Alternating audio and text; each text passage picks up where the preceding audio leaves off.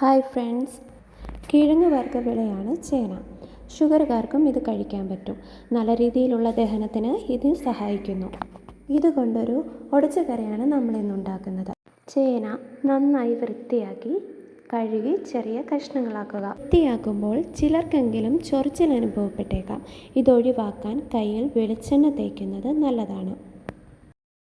Gas on ചെയ്ത് cooker വെച്ച് അതിലേക്ക് കഴുകി വെച്ചിരിക്കുന്ന കഷ്ണങ്ങൾ ചേർക്കുക.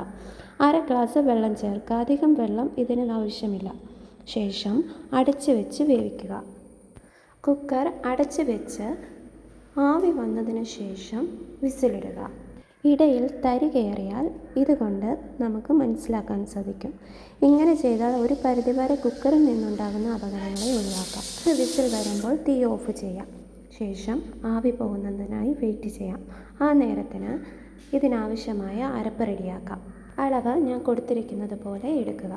ഇത് മിക്സിയുടെ ജാറിൽ അധികം ഫൈനായിട്ട് അരയാതെ ജസ്റ്റ് ക്രഷ് ചെയ്ത് എടുക്കുക.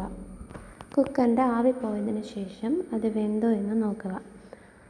ഒരു പാൻ അടുപ്പിൽ വെച്ച് 2 ടേബിൾ സ്പൂൺ വെളിച്ചെണ്ണ ഒഴിച്ച് കടുക് പൊട്ടിക്കുക. അതിലേക്ക് ചെറിയ ഉള്ളി, കറിവേപ്പില, ഉണക്കമുളക് ഇത് ചേർത്ത് നന്നായി താളിച്ചെടുക്കുക. ഇതിലേക്ക് നേരത്തെ അരച്ച് വെച്ചിരിക്കുന്ന അരപ്പ് ചേർക്കുക.